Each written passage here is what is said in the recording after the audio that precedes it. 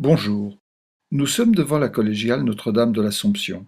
Avant sa fusion avec la commune de Crécy-en-Brie en 1972, la collégiale de la Chapelle-sur-Crécy a été témoin d'une longue histoire. Au XIIe siècle, quand le village s'appelait Vignoli, cet édifice n'était qu'un simple oratoire, chapelle du château adjacent, dépendant du prieuré de Saint-Martin, implanté sur la rive gauche du Grand Morin.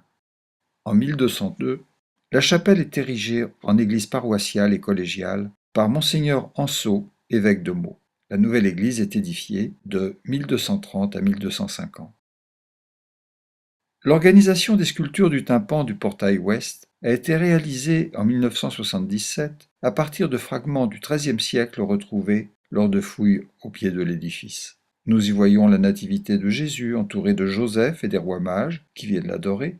Plus à droite, le fragment d'un jugement dernier avec l'archange Saint-Michel pesant les âmes. Au-dessus, une Assomption de la Vierge. À droite, Saint Martin à cheval partageant son manteau.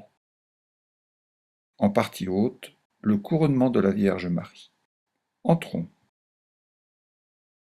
Nous découvrons une nef lumineuse de 7 travées qui se termine par un chevet à 7 pans coupés. Le cours du rue de Vaudessart, situé au pied de cet édifice, est lié aux caprices du Grand Morin. Il a souvent inondé la collégiale.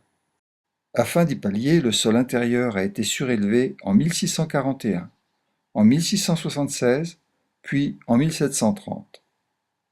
D'importants travaux de drainage et de récupération des eaux ont permis, en 1970, de redescendre le sol proche de son niveau primitif, redonnant à la collégiale toute son élégance. Le chœur et la moitié de la nef, édifiés au XIIIe siècle de style gothique, sont parvenus jusqu'à nous. Les chapiteaux des colonnes de cette partie s'ornent de feuillages, les nervures des voûtes s'amortissant sur des culs de lampe imagés. Les 4 travées ouest de la nef ont dû être construites en 1429 en raison des ravages de la guerre de Cent Ans. Elles nous présentent un gothique de style flamboyant. Les chapiteaux de ces travées sont encore dans leurs premiers épanelages, en attente d'être sculptés.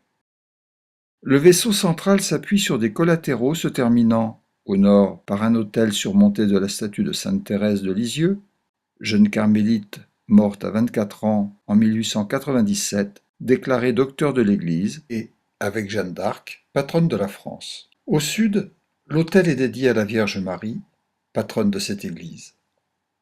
La Vierge à l'Enfant en pierre polychrome de style champenois est du XIVe siècle. Les vitraux proches de cet autel et ceux du chevet racontent l'histoire de la Vierge.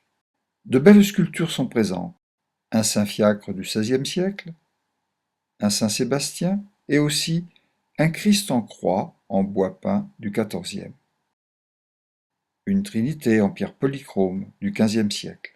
Sur son trône, Dieu le Père offre le sacrifice de son Fils en croix.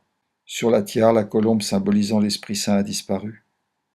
Les fonds baptismaux sont en pierre, sculptés de rinceaux et d'arabesques. On peut lire la date de 1531. Une toile, du milieu du siècle dernier, du peintre Jean Commère, offerte par ses descendants. Il s'agit d'une descente de croix. Une toile de cette série, offerte au pape Jean-Paul II par la ville d'Angers, est conservée dans le musée du Vatican.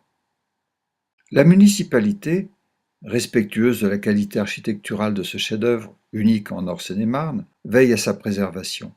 Elle a déjà restauré voûtes, vitraux, toitures. Des visites de la collégiale, commentées par guides conférenciers, sont organisées. Renseignez-vous auprès de la Maison du Tourisme, place du Marché de Crécy. Belle découverte en pays cressois.